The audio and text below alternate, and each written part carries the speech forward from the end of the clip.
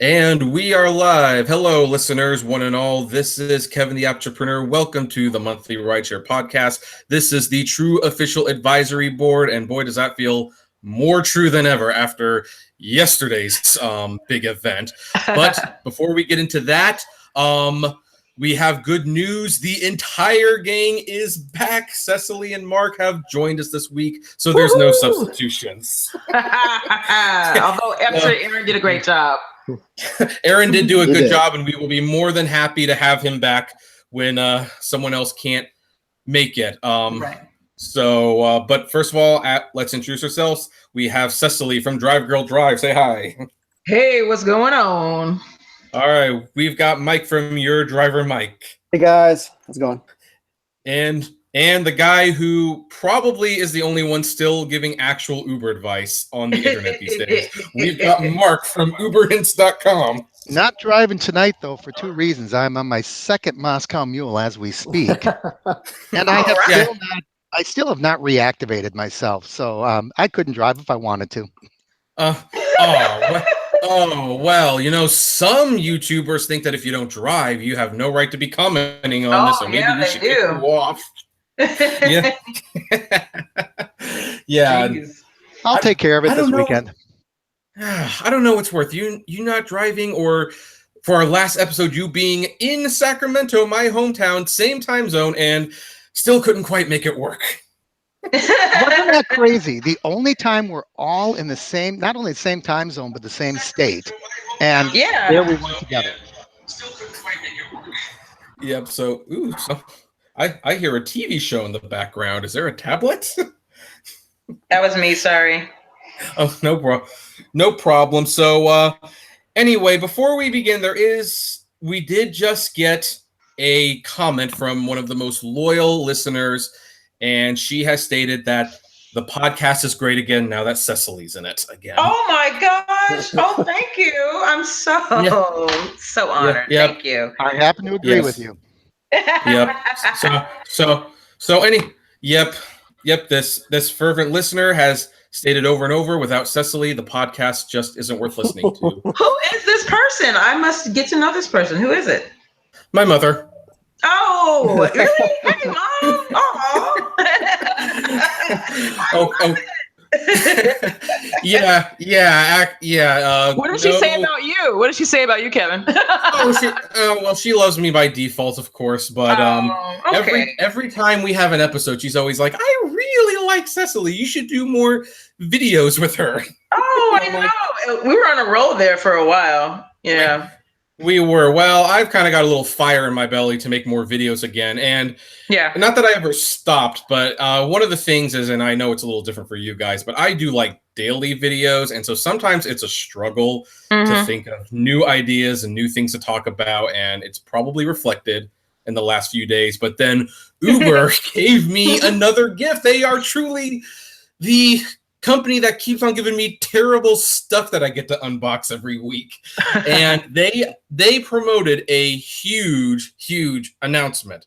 Yes. Now, of course, everyone probably knows what it is, but let's just build it up anyway. And before the announcement came up, I made a video in advance, and I pretty much said, you know what?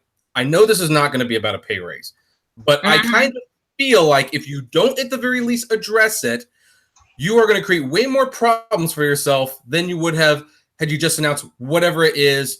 And at the very least, this needs to help the drivers in a very significant way. And what do? They announce a new app. They decide to fix something that did not need to be fixed, in my opinion. And I'm going to have to hold back my opinion. I'm going to bite my tongue. But first of all, I guess, raise of hands. I don't know what I was expecting to be launched, but did anyone here honestly think it was going to be a new app? Like the old one was just so broken. We needed a new app. I've lived through several app updates, and this one, they were never as fancy as this one, where they got a press conference and a live stream. They were just like forced you to do it, or you couldn't log on. So I want to know who were all the people in the audience applauding. Same. I was like, oh, are those really drivers? Because in my video, when I talked about it, I said that it just the presentation felt more like geared toward a technical audience. It didn't seem like they were talking to a room full of drivers, and they were so receptive and happy to hear about, ooh, ah, you know what I mean? I don't think that it didn't seem real to me. And one of my followers actually said they think there's a paid audience because we pay people for audience work here in Los Angeles. So that could be a theory. People who got $20 for the day and a lunch. Well, you know, Cecily, I think you nailed something there when you said that it was more of a, what was the term you used? A technical audience? It did. It seemed like more of like a technical presentation. And that's another thing that I said, I'm going to give it back to you in a second. But I just felt like this isn't a software launch. This is a new product. We're talking about some sort of innovation that helps people, but we're not really addressing the needs of the people. Well, you know, that's exactly what I was thinking. You know, they're trying to solve a human problem with a software solution, you know? Yes. And all this whole thing was about was like they were applauding themselves for coming up with new adaptations to an app. They were not considering drivers at all. No, stop it. Don't lie to me. I think they were considering drivers in one way. I'll save that way for a little later, but Mike, go ahead. Well, I mean, it's kind of the same way I feel about the Uber Express pool. It's like putting a new coat of paint on it. Okay, make it a little nicer. Excuse me, make it a little nicer. Clean up the notification screen. They did add a few features which are not really, they don't really make sense to me. Anyway, that's how I feel. It's like put in a new coat of paint, put in a few light features in, but that's about it. Hey, has the rating system been revamped? I mean, if you're going to update the app, at least change the rating system. Yeah. Something about that. No, I mean, just to me, the things that people complain about the most were not even mentioned, and I just find that to be very disrespectful. At the very least, say, we know you guys want to talk about money. We know you guys can't stand this whole rating system. We'll get to that right now. Let's start on this first. Give me a little bit of hope, but don't sit here and make it seem like we haven't had this conversation over and over again. Yeah. Oh, and I love the term he kept using. We listen to you. We've been listening, and the rideshare professor, which I guess I got to give him a shout out because he gave a shout out in his most recent video to me. So, hi, rideshare professor. He probably said it best when he said, you know, Dara, if you are listening, I don't know what you're listening to because you must be deaf. I love it. I love it. I love it. I'm here for it.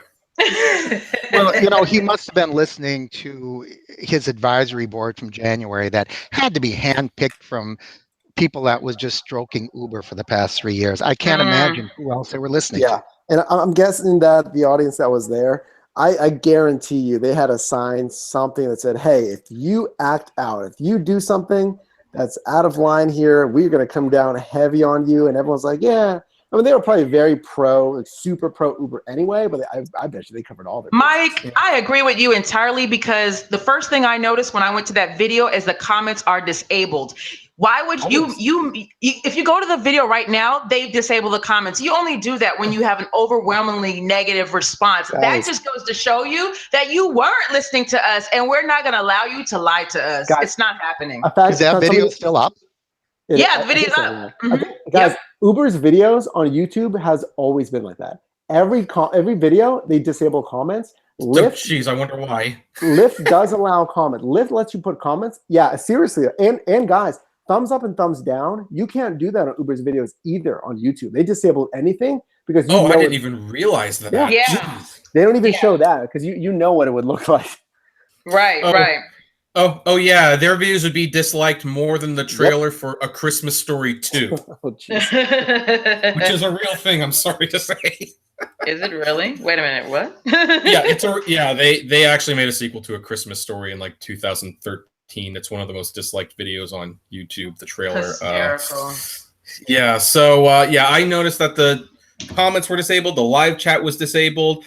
And the interesting thing is, like, a lot of people in my live stream, at least a few of them said, you know what, even though you're doing like this crummy cell phone hand thing, which, you know, I had some major technical difficulties, so I improvised in the worst possible way. But some people are saying like, hey, you know, at least I can like complain here. And I had, I've never had so many people live streaming one of my videos before, and people were just furious. They were watching it and they were insulting Uber, and hey, How did they respond to that? I'm sorry. How did they respond to that little mini like video in the little 3-minute video? How did they respond to that? I'm curious.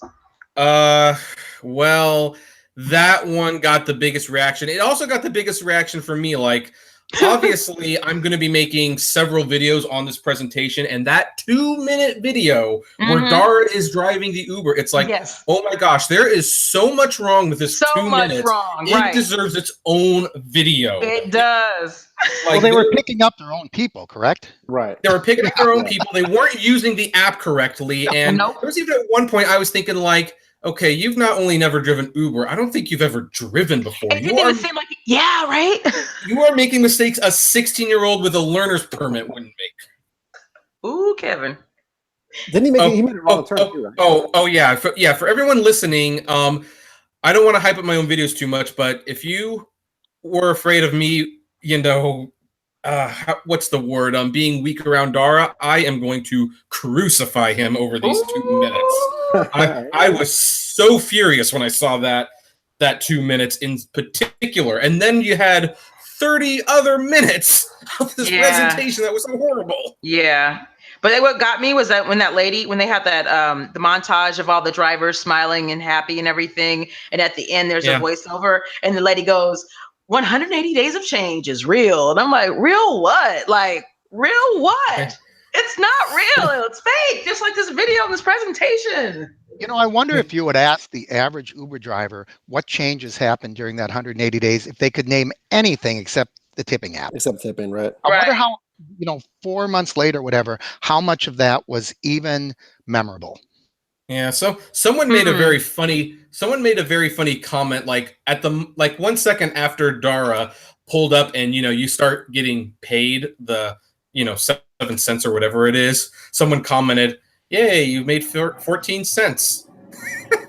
Wow. And it's like, yeah. So, oh, by the way, I don't know, maybe I'm pushing my luck here when I point this out, but did anyone notice that most of the people in those videos about who couldn't use the app, who needed improvements, who thought Uber as a great hope, did anyone notice that most of those places were not America? Yes. Like they were in third world countries where maybe 50 cents a mile actually does seem like a good deal. Wow. Yeah. Well, I kind of had the sense that it was aimed for foreign countries. I had that sense when I was watching it. So I might have something there. Because there were a lot of people of color in there too, and so I don't necessarily think that it was necessarily for us. It was more like more of a global sort of thing than anything. Like we're inclusive. Let's do a live broadcast for countries that might not have the best internet infrastructure. Well, I think they figured they would be impressed by the rollout of a new app. When over here, when was the last time that you heard one of your viewers, one of the people that you have ever talked to, say that what they wanted was a different look to surge zones that don't go out over the water? Who really gives a rip about that? No, I know that they would like to see that plus $2 surge go away and go back to a multiplier. That would affect their bottom line and be easy to understand. But of course, that has something to do with the prices. So, well, you did mention something earlier, Kevin, about the ratings, and they would argue that they put in the badge system, and what a load of crap that is. And I think they look around and they see that companies like TripAdvisor have been very successful with that. But I think it's a big difference when you're just asking somebody to leave a review on a hotel room than when you're asking somebody to actually drive and make some money so they can put food on the table. No. And every time Uber does this, and I kind of lamented on it today in another video, like as much as I want to make videos about this, I kind of had to almost take a day off of making these videos, and I just had to read the comments. And you know what? I will read the comments for Uber, not right now. Maybe we should do an episode where all we do is we compile like some of the most scathing comments about Uber and just read them live and tweet it to Uber and Dara just so that they know what they feel like. But the comments are so desperate, and they get more and more desperate every time this happens. And I kind of compared it like, I think the drivers, especially people who really depend on Uber for money, are kind of the battered girlfriend at this point, where they have come to the realization he's never going to change, and can I live with him with all this bad stuff? Wow. And and like the battered girlfriend or boyfriend, I mean, I guess we're gender neutral these days. It's like at one point, it's like you feel like you need them, and it's like you really don't, but you feel like you do, but they do nothing but treat you terribly. And it's like there has to be a breaking point. I say it all the time, but I was gonna say, so when's your breaking point, Kevin? Have you broke yet? Well, and this is what I don't think some people understand, because I have not driven for a while.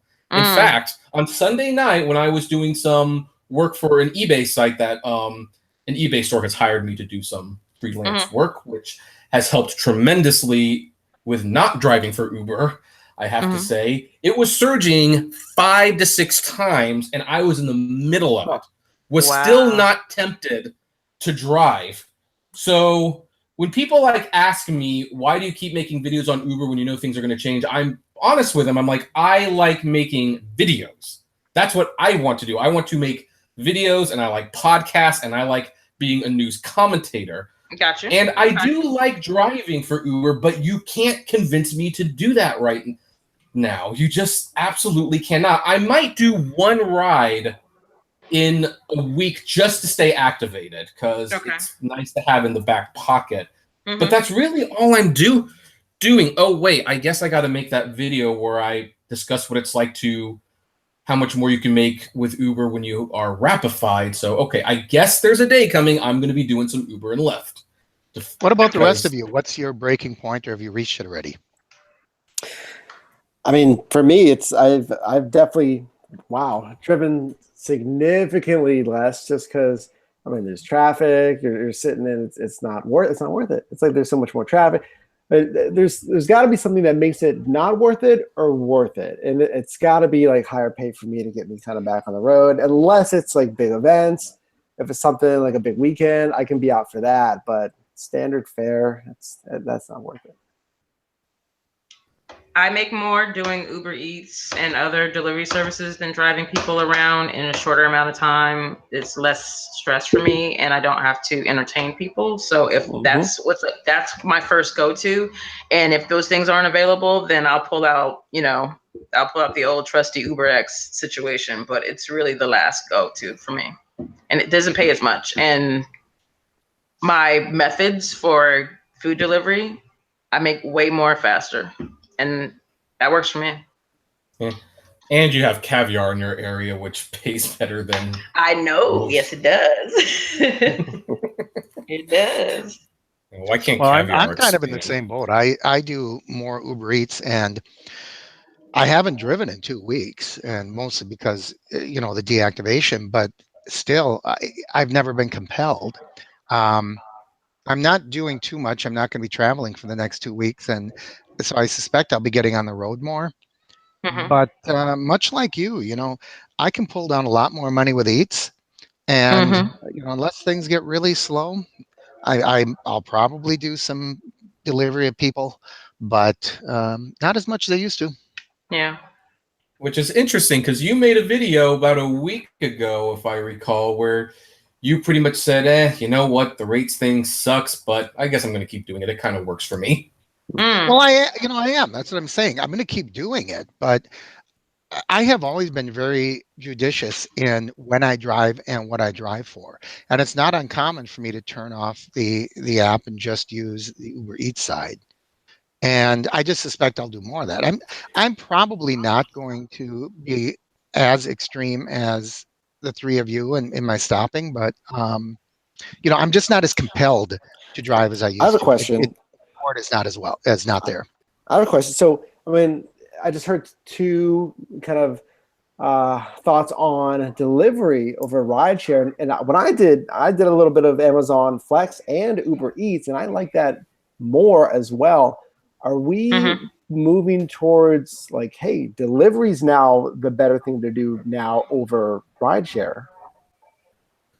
I've made several of those videos, so that's how I feel.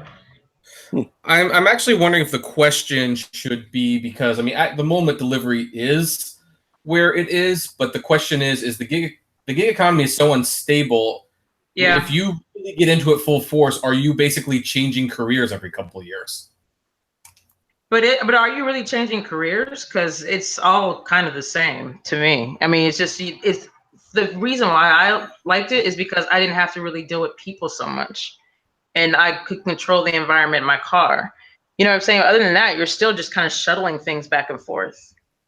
Well, and it's not, I think when you talk about a gig economy, there's a lot of other options besides just driving. And True. Cecily and I both do a lot of other things Yeah. that, keep the money coming in. So when you have several streams of income from a lot of different directions and you're not relying on one, you can do that. You can turn off the spigot in one area and open one up in another and keep bouncing back and forth. So I don't know if it's changing careers so much as it is just refocusing within the same concept of different variety of gigs. Right. Absolutely. Because I mean, honestly, this type of work is when everything else is tied up, I'm waiting for invoices to get paid and that sort of thing. I just need something in my pocket. That's what this job is, or job if you want to call it that, is for me. So. Yeah. Well, I'm probably the most extreme out of all of you guys in the not driving, because I see a great injustice, and I'm also admittingly easily ticked off when it's like, yeah, don't treat me like I'm stupid, like I haven't been doing this for how many years. But my channel, it's interesting because it's not like my channel's super old, but it's old enough to the point where it's like when I started, I was giving advice to people. And Mike's still doing it. I give him credit, but I'm at the point where it's like, can you honestly give advice that actually means anything anymore? What do you mean? I think you can, absolutely. I think there's still, how do you maximize this? The day, and I don't know, Mike, you can jump in on this, but I'm going to interrupt just a bit. I think the day that I stop finding ways to be profitable is the day I'm going to come out and tell people, stop driving, it can't be profitable. But as long as I can find strategies and approaches and different things to say, hey, if you're going to do this, here's how to do it better. That's why I started this channel, and that's why I'm going to keep doing it. Yeah, there's definitely still ways to make money depending on your market. But as long as you can get your rates above $1.50 a mile, $2 is really where you start really making sense.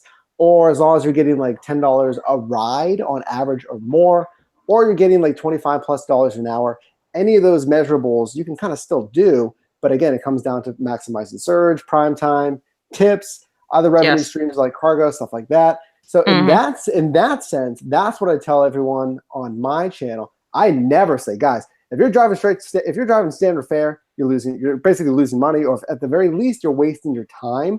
That's never been my strategy. But yeah, I mean, I keep giving advice because if you do those things, like I mentioned previously, you can still make some money. Right. Yeah, pretty much the only thing that I do anymore is if I'm getting a long distance, which I do frequently, in all fairness.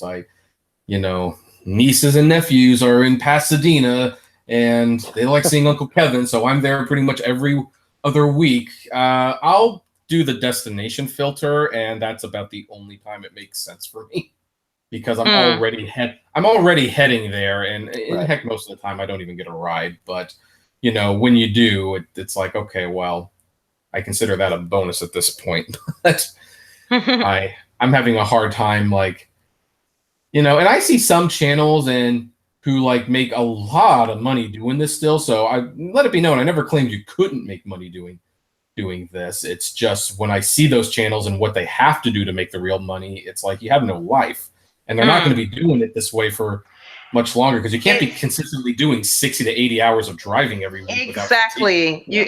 But we're all in different phases of this, and if you look at some of us have been here for maybe about a year or so, you can see that we're doing different types of things that we were doing before. and we're getting some new drivers, and we're getting some of the OGs that are still with us too. But I just think it's cool for people to be transparent where they're at, because there's someone else that's going through that same experience. Right. Right.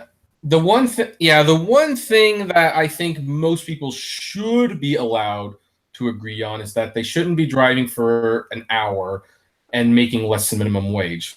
True. Which, ironically, let's take a break from the app design, since there wasn't really anything there wasn't anything to talk about about the app anyway, and we somehow got 30 minutes out of it. So I'll give Uber that much credit. But since we are talking about minimum wage, the other big topic that got the most debate in my comment section, I don't know about you guys, I noticed at least one of you made a video about this subject, which I watched. And I don't know if your comments looked similar, but boy, there was a situation where a Lyft driver picked up a pilot who needed to catch an airplane. And the driver got him into the car, started the trip, and then did the math and realized that he would only be making about $6 for an hour's worth of work. And on a side note, Ride with Peterson, a new buddy of mine, he actually took the trip and found out that the fare would have been about $3.29 for that hour. So we have at least confirmation that that trip for certain would have been less than minimum wage. And he dropped the pilot off in a Trader Joe's parking lot. Pilot was recording the exchange, and the driver admitted, like, look, I know you're recording me and I'm really sorry, but I can't be doing this for $6. And boy, did the comments flare. There were people who were furious with the driver, like, that is so unprofessional. And then there were other people who were like, you know, what on earth? How can you be doing that much driving for $6? And then you had a lesser group of people who were kind of like, well, I don't know what they were like, but they were they didn't like either the driver or the pilot. So now I guess that's where I'm at. Since Mark already commented on that, Cecily, what do you think of that situation? I said that's where I'm at. I'm mad at both of them. If that's even possible. But I've been in those situations where, as a driver, I'm like, you realize that you're not going to make the amount of money for the amount of work you're going to do. And my personal, just my work ethic, I'm not the type of person that will inconvenience someone. When I say I'm going to do something, I'm going to do it. But I would do it, with gritted teeth and very, very angry, but the person would get there. The one thing that I didn't like about the way the media approached the story is they point out that he had his pilot's outfit on, ready to go. And it almost made it seem like he was much more important because he was a pilot, like he was much more deserving of being delivered, even if it were for free. Amen. I am so much with you on that one. In contrast of the driver who's working for the $6, because who knows if he had the gas? Who knows if he had to go pick his kid up from school? Who knows if he had the time? Who knows if who knows if he was gonna get kicked out, if his lights were off, any of that. So it's like we didn't even consider how horrible it could be for this man that, hey, I cannot dedicate my life to the next hour for $6. That's a horrible situation to be in. You know what I'm saying? Like, where he's even turning down the job and being recorded. He knows he could probably get fired, but that's how much he needs it. He didn't come off to me as being like an asshole. It seems like he was like, look, I'm not in a position I can do this for you. So that annoyed me as well. So I don't really have I'm feel for either party, but I was really bothered by that. That really stuck out to me. See, I'm with you 100%. First of all, the whole idea, this pilot was such a shallow human being that he actually went to the media because he got his rideshare interrupted. Now, it was wrong. It was unprofessional. It was inappropriate. I do not think that driver should have dropped. Once he accepted the ride, he was obligated to complete that ride. Yeah. But how many times a day throughout the country do similar things happen? And we don't have grown men going and crying boo-hoo to the media. And I'm with you 100%. That guy used his credentials as a pilot to say, I'm more important than anybody else on this highway right now or in this rideshare business. And if you saw the interview, he went as far as to say, he was so bold as to say they have to accept a ride. If I'm going to Bakersfield, they have to drive me to Bakersfield. And I'm saying, who are you to say what we have to do? We're independent contractors. That's what got me so upset about that pilot. I thought that the driver was wrong, but that pilot was such a shallow human being and just such a nasty person that's what got me rankled. And I'll tell you, this is one topic I can't remember the last time I have so many opposing views in my comments than this one. And I thought this was going to be just a lightweight thing. I saw it and I said, oh, this is kind of an interesting topic. I thought it'd be interesting to me, not to anyone else. I was amazed at how this struck a chord with people. Yeah.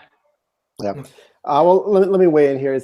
I remember, like, let's say, like, when I drove late nights in Pittsburgh and I was wrapping it up, let's say 3:30 in the morning, that's when you start transitioning to those airport runs.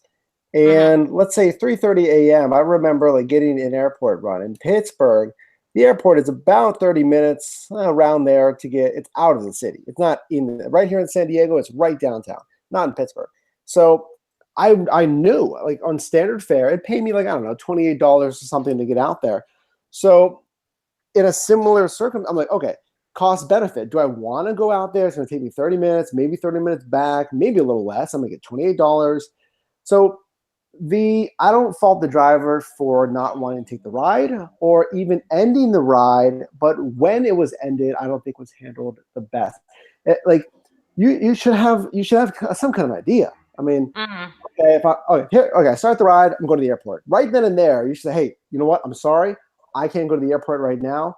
It just doesn't work for me. Maybe don't even bring up pay. Just be like, hey, I can't go to the airport right now. I'm sorry. At least the pilot would know immediately. Like, come on, man. There's going to be another Uber there's going to be another car in 2 minutes. Instead of having all the tension, the stress was kind of made it worse. And he brought up money. The pilot doesn't care about the driver's money. The driver doesn't care about the passenger's time sensitivity. So it made it worse. But again, if I would, and I think I've done that. I believe I've done something like that once. Well, hey, I just can't drive an hour out to your destination, an hour back. You're going to have to get someone else. And I tell them, I'm like, you'll literally get another ride in like 3 minutes. There's Ubers all over here. So if you would have canceled to start, don't mention the pay. Just, say, hey, I can't do it. But I guess the realization came later because of traffic. I get it. But that's my thoughts. Well, that's what I understand and someone pointed it out, Newman 2772. In the article, the pilot mentions that the guy was driving recklessly, going through stop signs and lights. But then they also talk about the wait time. He'd be in traffic. So which one is it? You can't speed in traffic. What are you talking about? So it just seemed like he just really wanted to stick it to this driver and cause him to lose his job. He was padding his case. I agree wholeheartedly. Yeah.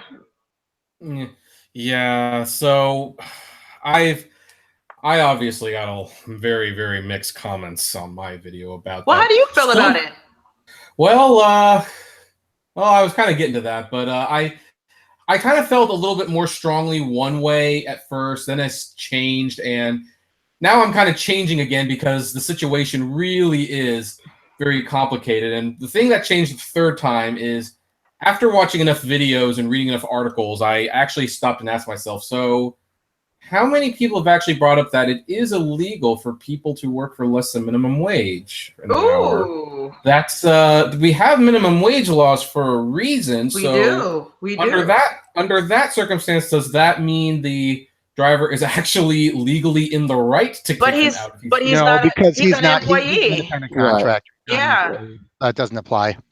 Well, I thought it was just worth throwing out there. Otherwise, I am in the same boat in the sense that the driver handled it poorly, but the passenger, which is the pilot in this case, also was very spiteful. I think the bigger thing that I'm wondering is why isn't anyone, including the media and even other YouTubers, asking why, we have a situation where someone's going to make $6 in an hour. That is That is inhumane, and nobody, unless seems to have any sympathy for that. Even the drivers who are on the driver's side point out the independent contractor status, and it got so touchy. I even made a second video where I looked at the TOS, and the TOS does have things there that suggest you're allowed to cancel rides midway trip, even though then there's the complication of could you get deactivated for poor service. Really? Was that Lyft or Uber that you read that? It was actually both. The Lyft TOS did suggest that the driver was way more protected because in the Lyft TOS there is no destination discrimination clause, which where Uber actually has a destination discrimination clause that says you cannot refuse service based on destination discrimination, where if you don't want to go to a destination because you don't like the people there or you don't like the business they run or the religion, that's considered discrimination. It doesn't say if you don't want to anything about the fare being too low, so little murky still. But do you remember? Do you remember when there was a filter that Uber? I don't know if they piloted or whatnot, but you could filter either your window to get requests in, or maybe it was ending destination, but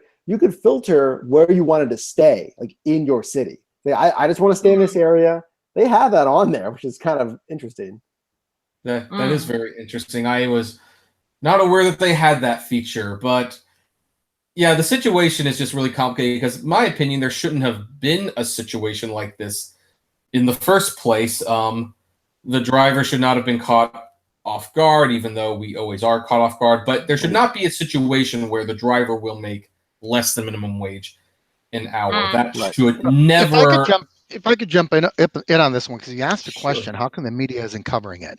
And I think that is so indicative of our media today, that the story came from one source, and so they ran with it. And, the news reporters don't do a lot of digging these days. No, and it never occurred to somebody that, hey, there's people out there driving for this little bit of money. Why is this happening? Let's take that route. Let's look at that story. They don't do it. If a story doesn't land in their lap, they're not going to do any research. Reporters are just lazy these days, and that's why newspapers are going down the tubes. Also, and I mean, now we're getting into conspiracy theory territory, of course, but I think the media, whenever they cover Uber, they're rarely covering like the drivers when it comes to bad stuff. I don't know if it's because they just think it's more scandalous when it's the passengers, or maybe it's because the media doesn't want to fight for the drivers, because if they do, their Ubers are going to cost a little bit more money because, Uber's not eating that price difference. And also Uber is a big advertiser. Drivers aren't. So who are they going to cater to? Yeah, that's true. I mean, people have always asked me, like years ago when I did a lot of videos on eBay, which I still do a little bit of, but people kept asking, when is Google going to make an auction site? And the answer was, I don't think it will ever happen, because eBay advertises so much with Google that they're essentially paying them enough money to make sure that doesn't happen. Right. Which, for the record, if anyone at Google is listening, I would still love a Google auction website. Oh, and also, if the Lyft driver is out there, or heck, the pilot too, if either of you are listening to this for some reason, you're invited onto the show to talk about this in more detail, which I assume the media is not giving you the time and day. So, anyway, I thought that gave Daryl his time. Yeah.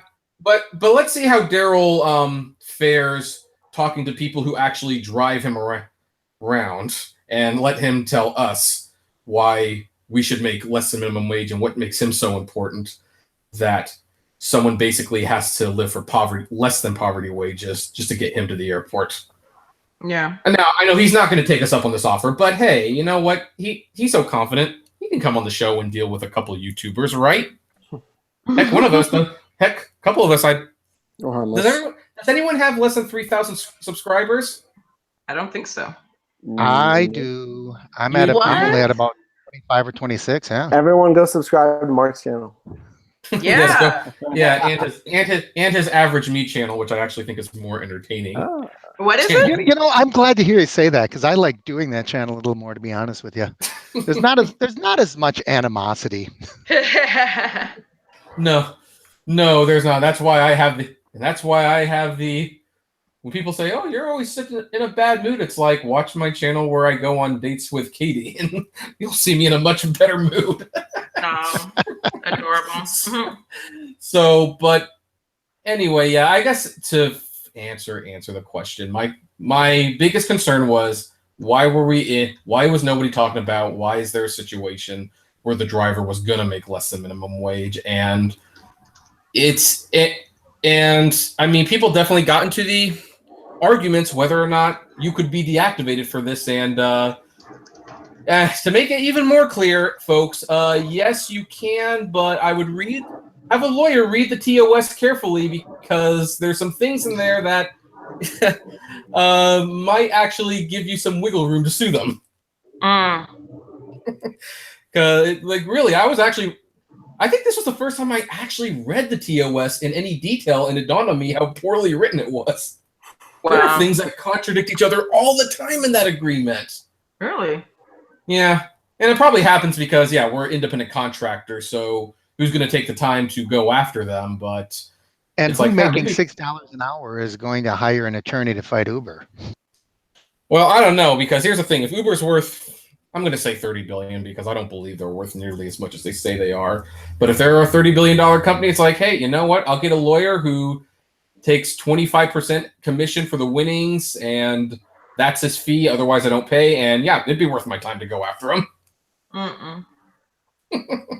But that's just me. I've actually had to sue employers in the past, and won. So I've sued people that hired me for gigs. I've done that. And I'll tell you, it's kind of an interesting experience. I don't want to come off sounding like Uberman, like I spend my life in a courtroom, but it's an interesting experience. Right. Yeah.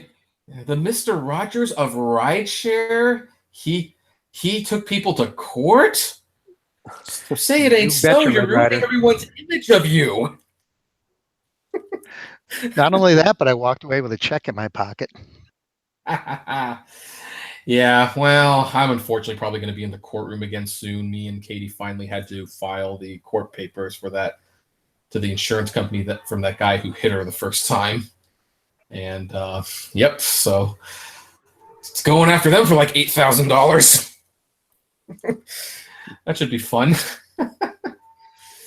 I don't know what this has to do with What a dive this conversation took, huh? Now we're talking about suing people.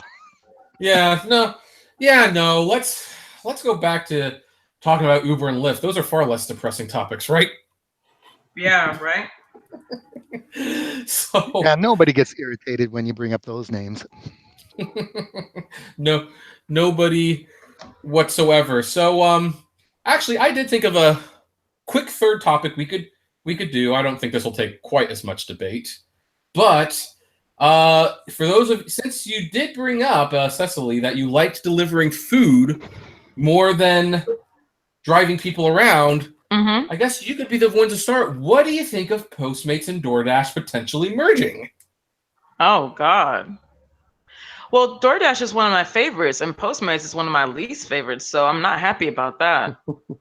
Yeah, see, and DoorDash is one of my least favorites, and Postmates is someone that I fairly like.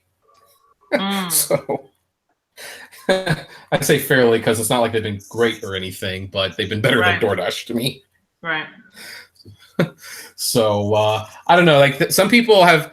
I'm kind of interested that since we're talking about, people's potential to earn more money, it's like no one's bringing up so you realize that some of your options are potentially going away soon. Right. Well, so I don't know, Mike. Do you have any thoughts on that? I don't use either too much. I think I use Postmates, if any. I don't know. I haven't used either as a driver. But I think I remember, Kevin, from some of your videos, how either one treats drivers. I think there was some kind of controversy or something along with that. I think as far as how they treat their drivers. That's what I remember. Yeah, well, I know the big problem with DoorDash is that they deactivate for no reason. And the big problem with Postmates and now DoorDash is that they siphon your tips. So you're not getting all of your tips. And it's like, I don't know if those are two companies I want to merge. And they want to merge because Uber Eats is starting to gain traction. Now, it should be noted, of course, that Uber Eats, in terms of all the delivery services, is still the pits of the pits. Almost no one works with them. But they're starting to gain a little bit of support from the restaurants. And if Uber's gaining just a little bit support, that they're probably going to break out big pretty soon. So DoorDash and Postmates are essentially trying to preemptively attack Uber and Amazon. So I don't know, but it's like that's what's kind of the thing that just kind of bothers me a little bit, aside, is that less options for the drivers because I don't know, the gig economy kind of thrives on there being multiple services you can use, and I don't like the idea of there being like 2 or 3. So, then no one have any other thoughts on that one? I don't have enough experience with the other two to really comment. Yeah. Oh. But yeah, well, Mark, if you want to get more experience, you can use my referral links. Sign up. Hilarious. Good bonus. You can do that with Lyft too. I already had someone on my channel give me an offer to sign up with Lyft, and he would give me a kickback of his percentage. Well, I'm not going to promise you that, but I've given you some exposure, so use my referral. We'll call it even. All right, so those are the topics today, folks. I guess we have a little bit of time for a Q&A. Mike, did anyone ask any interesting questions while we were talking about suing people? There was a question for Cecily asking about the situation with your vehicle. If you want to update people real quick. Oh yes, Cecily, what's going on with that? So my car is going. I found someone to fix my car for a really great price, so I'm going to get it fixed. In the meantime, I put my daughter's car on the platform, and I've been using that. So that's what we're doing. And one of my subscribers is reached out to me, and he knows cars and things, and he was like, what's the deal? He made some calls and called me back and was like, this is what we can do. And he's even willing to help me tow the car because the body shop's in San Diego. So he's been really awesome. And we actually have a couple friends in common. So I know that he won't kill me or anything strange like that. Wait, are you coming down here to San Diego? Yeah. So when I do that, I want to come down there and stay for like a day or so. I mean, they're going to have a car for a while, but yeah. So we can definitely meet and, do some filming too, Mike. Collab, spoiler alert, guys. You heard it here first live. Hey, you did one with Kevin, and now it's my turn, right? Oh, of course. Absolutely. Yeah. And when Mark comes out here, the same thing. Yeah, Mark. Had you come like 2 weeks later, I would have been in Sacramento too. We could have gone to the mini village together. Well, there was a time there when I was spending like every other week in LA, it seemed like. And now that we have this stuff going, I hardly ever get out there anymore. Of course. Oh, Cecily, I guess one more question. Did you ever get reactivated by Uber? Well, we're still waiting to hear back from them. I have not received any feedback, but I have 2 profiles because back in the day, that's what we did. We separated we had our Uber Eats and we had our regular Uber X. So I do have another account with them that I can use. But as far as, I know, I shouldn't have said that out loud, but I mean, that's what we did back in the day. Hey, that's what we did. But so the one that has my Uber X they told me that they will let me know, and I don't know what that means. So it kind of feels like I was forgotten. Like I don't know. That just may be all she wrote. I think it means that the company is going in a different direction. They're not picking up your options anymore. Pick up a change of address forms or employment forms on the way out. I think that's what they're saying. Yeah. I would be glad to be proven wrong, but Uber driver retention is not Uber's biggest priority. Right. Yeah. It honestly never has been, which is, I've always thought that to be bizarre. I mean, I know people have explained why their business model hinges on high driver turnover, but I'm kind of like, yeah, but with all the bonuses and stuff that you waste on new drivers when you have perfectly capable ones. Well, they don't pay the bonuses. That's how they do it. Oh yeah. But I guess that's fodder for another conversation, right? Yeah, probably. I don't want to get into that right now. Mike, do we have any other questions? There was a question asking, Becky B asked, I don't understand why service fees are always changing and always outrageously priced. Well, the service fee, I'm not going to give Uber too much crap for that one. Service fees change. In my opinion, there's new expenses. Uber's a bigger company than they were 5 years ago. It's simple math. I just, where they look really bad, of course, is like whenever someone asks them about the rates and they say, oh, we can't raise prices. And it's like, well, you mean you can't raise prices for us for some reason. Mm-hmm. You can raise prices for yourself. Anyone else have an opinion on that? Oh, I'm sorry. I was going to ask another. I had another question here. Guys, did you have any thoughts on that question? Service fees? No, I think he pretty much said it. I don't know if we answered this already, but M. Silverhammer asked, Cecily and Mark, why were you guys deactivated? I forget the terminology, but there was something that happened where they were connecting their systems to DMV, and so they were pretty much, they put us all through another background check. And there was supposed to be, whatever this connection is, if the DMV is, for instance, if you could do a DUI, DMV is alerted right away. And this connection will allow for them to send that information to Uber, so Uber knows that this driver has a DUI. That's why you got deactivated? You got a DUI? No, that's not it. They said thousands of people weren't transferred over into the system, and so they're being manually added to it. So we didn't make the whole. They claim that all of California drivers went through this process, but thousands of us have to be manually done. So I saw him put the form together and send it to DMV. I saw him do it on this computer.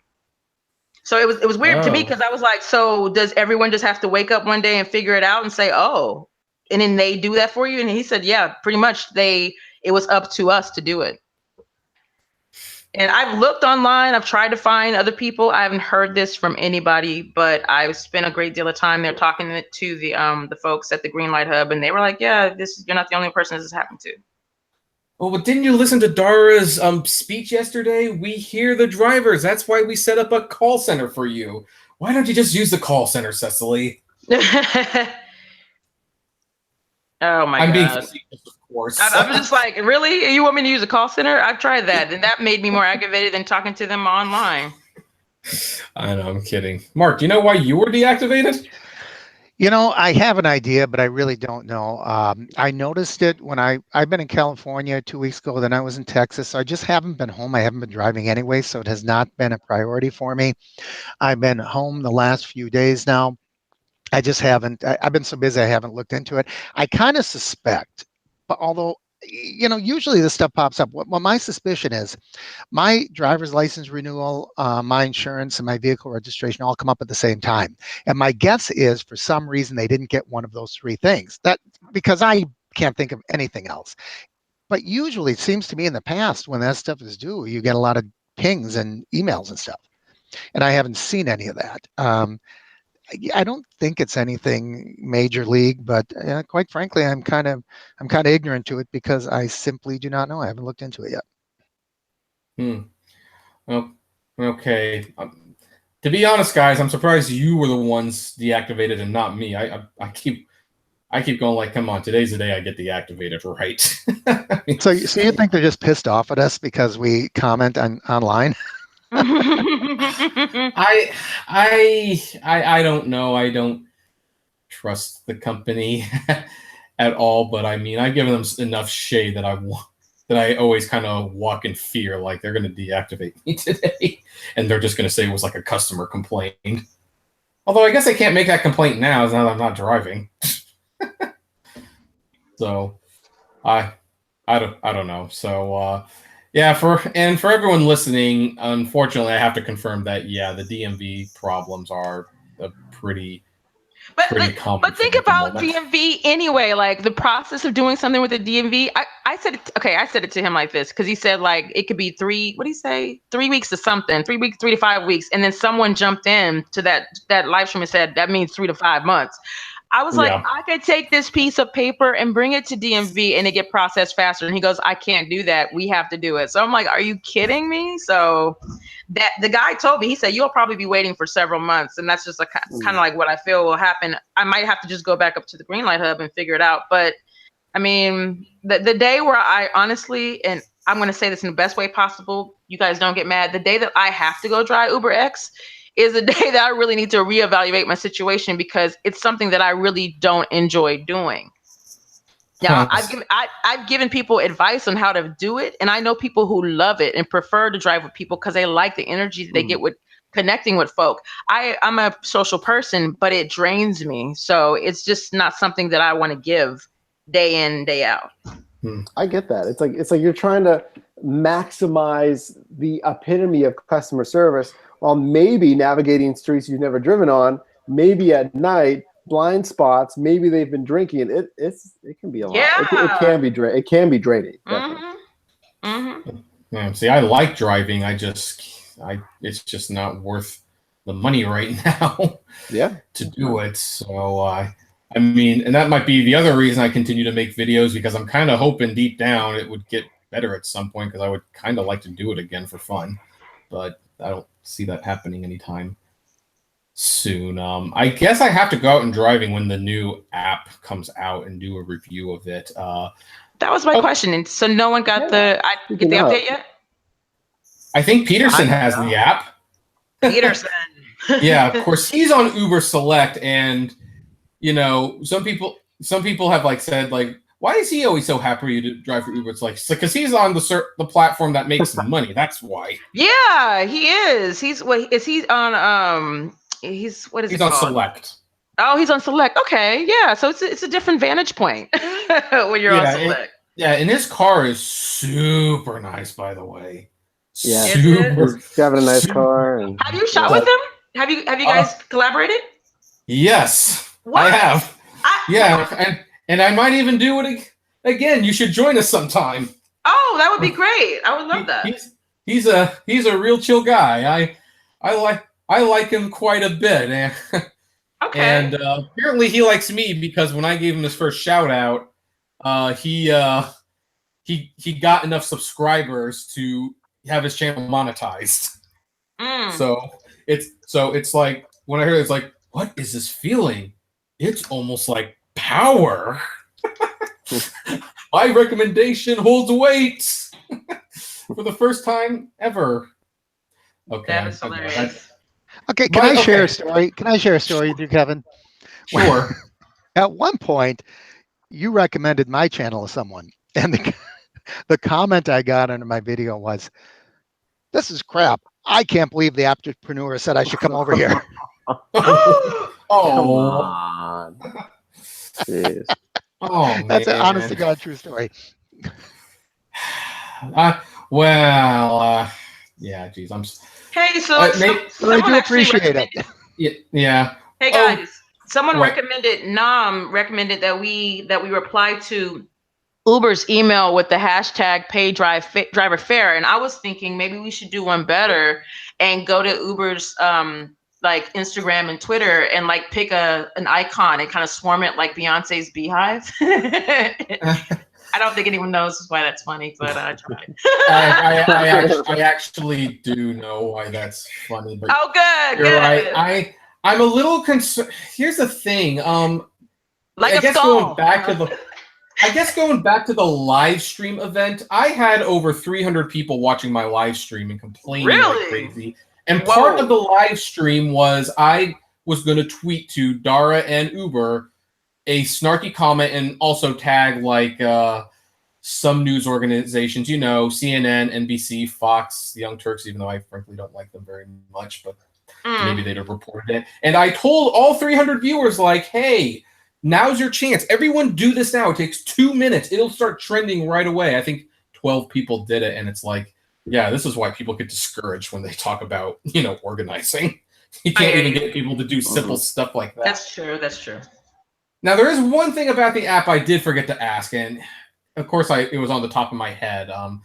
And this was where I was laughing and angry at the same time during the live stream. Aside from that 2-minute video, was when Dara's going like, "You used to have to swipe to start the trip.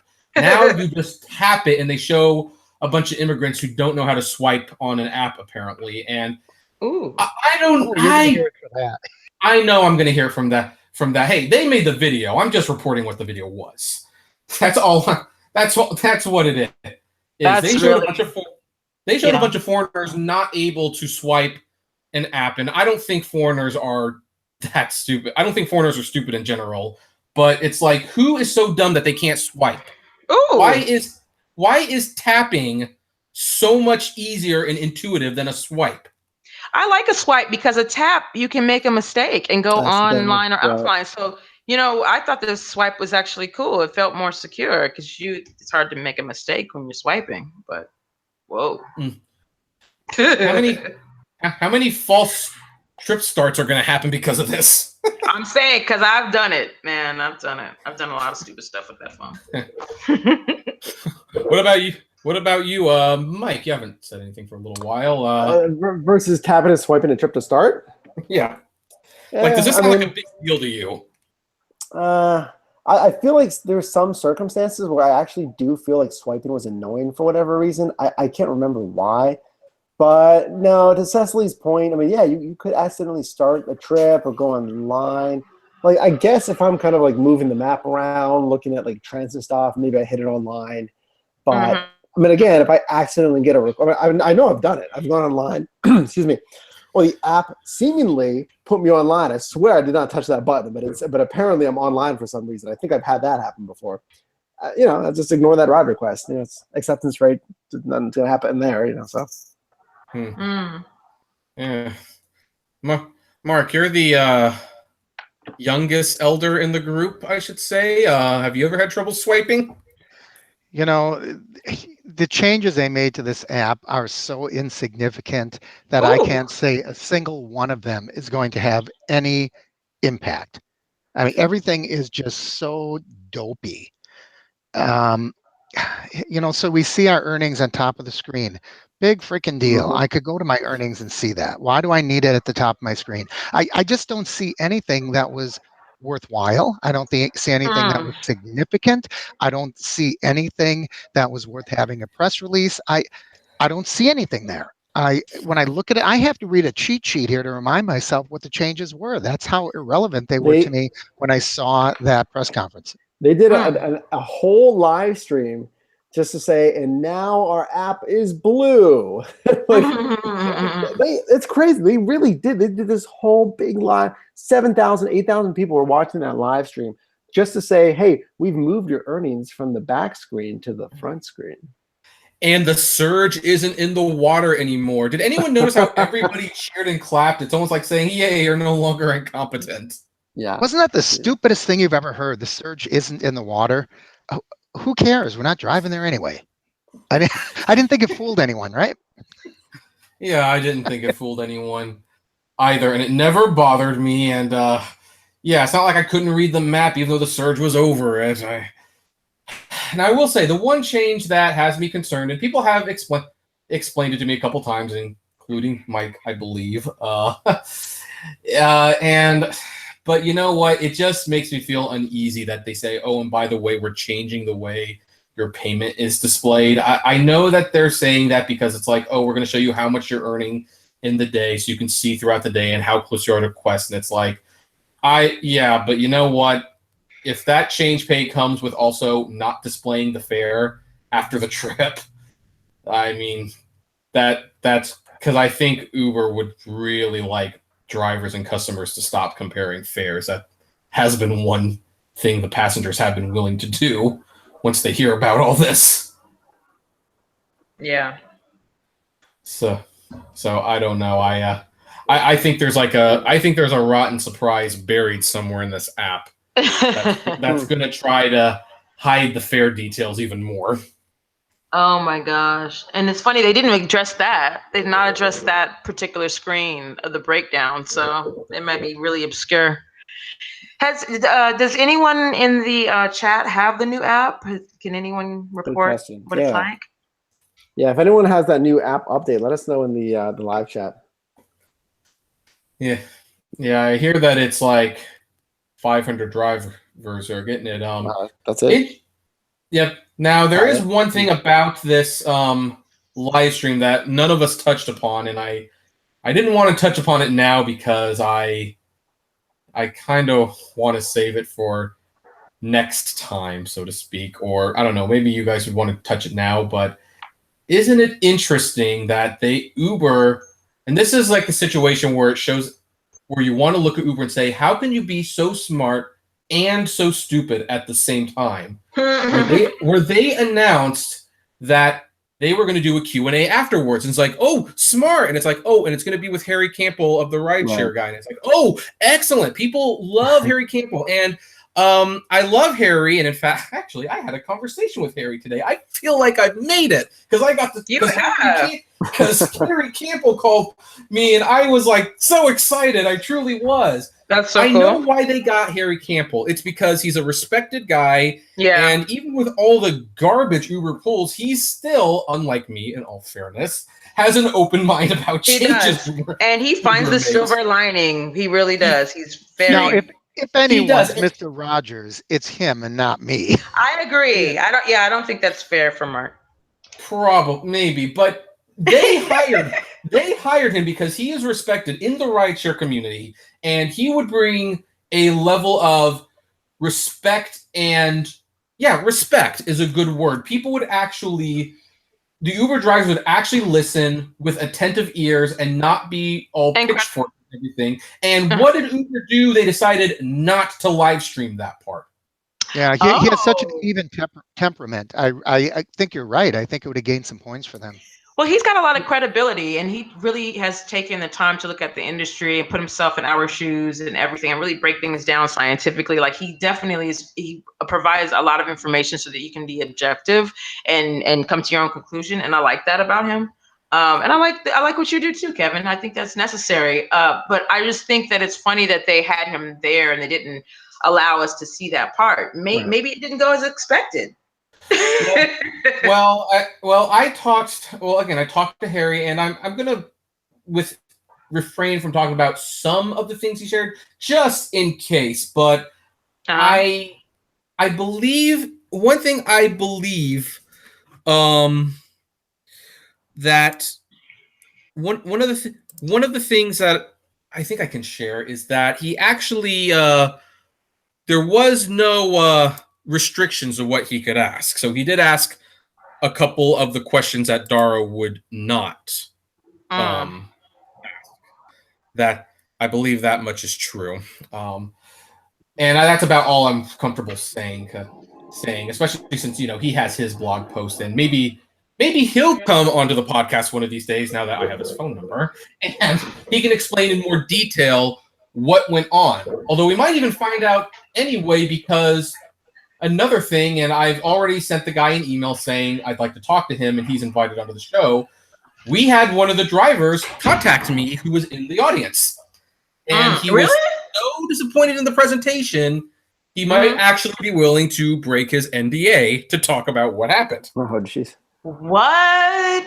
So, the person who sent me that email, you know who you are. Seriously, give me a call. We would love to talk about that. Wow. So maybe you guys can do like this thing where it's like, it's a dark room. He's a silhouette. You change his voice. The voice, yeah. Yeah, do that, Kevin. Yeah, that would be fun. Yeah, you have really an imagination, Cicely. It's not. 2020 and Dateline do it all the time. It's not. Of course they do. Well, thanks a lot. I took the compliment. Dang. Can I be good at something else, Kevin? Yeah, my mother said that you are the best thing about this show. My own mother. What bigger compliment do you need? Oh, that is true. I should have just shut it down already. My bad. All right, as long as the subject turned to Cecily, I'm going to ask a question I know everyone's dying to ask here. What's up? What are you wearing in your video, in your picture there? It looks like you got a necklace and nothing else. Oh, I'm sorry. I changed my hair and I do have a shirt on. It just has a punchy neckline. But there are clothes there. I was just trying something new to see if anybody would say anything. Well, somebody said something, so. Okay. Right, the dirty old man, right? Mr. Rogers. So before we wrap this thing up, everyone always likes to do a numerical scale. On a scale of 1 to 10, how important do you think the Uber announce live stream was yesterday? Cecily, you can go first. What are we doing it out of, please? 0 to 1 to 10. 1 to 10. 1 to 10. 1. Okay. Strong one. All right. Mark. 1, completely irrelevant. I'm gonna give it 2 only because I'm gonna get some good videos out of it. Otherwise, it's pretty miserable. On a scale of 1 to 10, how happy are you with the announcement? Oh, Mike didn't do his scale yet. Mike, I'm sorry. I was trying to think of something that would like allow me to say something other than 1. Like, I can't think of it. I'm like, oh, come on, is it really 1? But like, nothing was like really of substance. All right, let me ask you guys real quick. What was the most substantial thing that you've been talked about?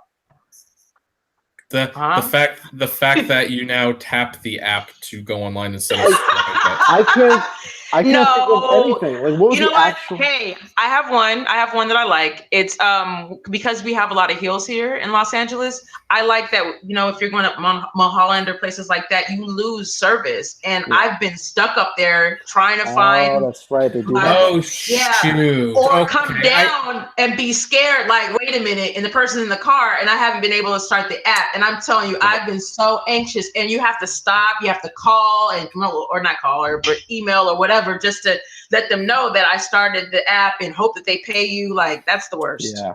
Oh, geez. Forgot about that one. Now I got to bump it to a 3. That's silly. Because that is useful, I will admit. Yeah, it is. I mean, what I said in my video, I said they should have did this a long time ago because they're using the phone's GPS anyway. Well, damn, why didn't we do this before? Yeah, I have a phrase with Uber that I use consistently where it's like, I guess they didn't do it because it just made too much sense. That's probably where the driver's raise is. It's probably on that list. Too much sense list. So, Mike, what is your number ultimately? That was a good point. So, 2. We'll say 2 because it's just that last point. Because I've had that too. I've had like when you drop the service and can't start the trip. So just for that, I'd give them like a 2. Okay. Mark, are you sticking with 1 or are you going to 2 as well? I'm sticking with 1. I'm in the flatlands here. All I got is Lake Michigan and some plains. It's easy to get coverage here. That's true. Oh, yeah, exactly. And now I guess the other question, on a scale of 1 to 10, how confident are you that you'll still be driving for Uber next year, assuming everyone gets reactivated? I don't know. I heard a ooh. I've never heard of the ooh number. Is that a foreign language way of saying 1 or 2? How many of us are deactivated? And is this a conspiracy against us? Half of us, 50%. Oh, wow. They're coming for you guys. Let them. It'll help with my video content. Okay, I have some interesting news for everybody. As we have been on this podcast, I just got an email from Uber. Oh. You're all set to hit the road. Thank you for updating your account. You're ready to go online and accept trips. And it's a gray hand. Check your email, Cecily. I have no idea what I did. I did I'm nothing.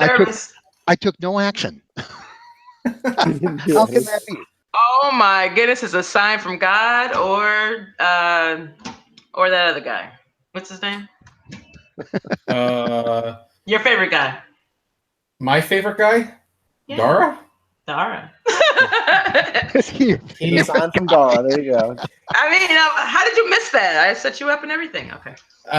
Because I don't like him. I know I don't. Although I guess it is kind of like when you say, "Oh, hey, it's your favorite song," and you know it's not that person's favorite song. So. Right. Okay. Well, I can look like I guess I look like a fool. But the question still stands. I guess Cecily's the only one who's deactivated now. So, maybe pull the race card. Maybe that'll get you reactivated. I know, right? Hey, you gotta do what you gotta do sometimes. Yeah, sometimes. How confident are you that you might still be doing this either partly or, let's just say part-time in a year? On a scale of 1 to 10. I don't know, guys. I know, right? Well, I know I'm gonna do at least the big holidays, so I'll be driving that. But I mean, I don't know, guys. I don't know. I mean, I didn't know I'd be here. I didn't know I'd be doing the channel and even talking about it. It was just something to do for the time. So I'm just, I'm along for the ride. We'll see. We'll take it day by day. I am pretty confident I'll be driving it for no other reason. I really think having the channel, I have an obligation to, walk the walk.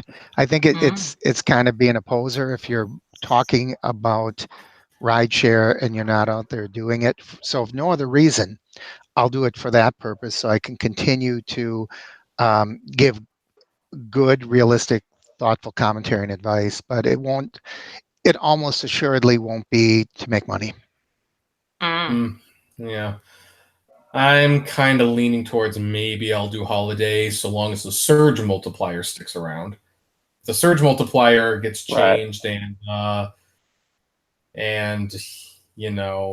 that's, I mean, I've talked with other people who said, well, that was like a big disaster, so Uber won't roll that out worldwide. And it's like, I wouldn't put it past them. They do some pretty dumb stuff. That's why we're doing the podcast.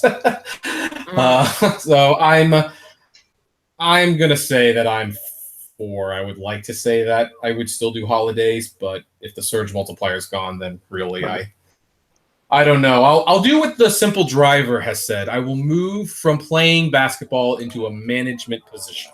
Okay. So that leads to the next question, I think, that I kind of alluded to. If any of us stop driving, will we continue with our channels?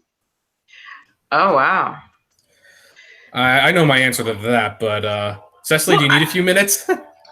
No, I really don't. I'm just letting this kind of take me where it's going to go. And I feel like the organic approach is what's been best for me. And the less thought I put into it and what I want to do, I think the better it is for me.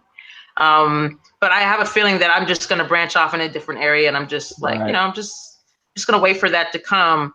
And I like that Mark did say that, and that, people do kind of get on us because we're not on the road all the time and we're sitting down doing these videos, but you really don't know what we do and how we do it. I mean, don't be presumptuous, guys. But at the same time, it's like, we're doing this to help and to offer advice and support. And speaking for myself, it's because I didn't have it. So I'm doing this out of love for people and wanting to help people on something I'm knowledgeable in. So I don't think that it's fair to criticize folks if they're not driving 60 hours a week and all of that. Like, I mean, if you benefit from the videos, watch it, take the information and keep it moving. Like, because I see these channels popping up where these people are really crucifying vloggers, and it just makes no sense to me to even put energy in that. We have enough trouble trying to figure out how to make money on this app than to be taking each other down. Yeah, well, I think tearing each other down has more to do with trying to start drama, which is a good way to get views on YouTube. Personal opinion. Yeah, we've all had it. I mean, I've had my share of drama too. I mean, I've come at people and stuff like that. I mean, it's not proud of it. Not proud of it. Yeah.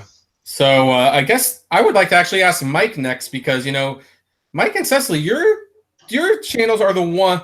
Okay, well, all you guys, I guess I'm throwing you all, are very specific rideshare related. Mm-hmm. So, Mike, would you still do the chant? Do you still what Mark said?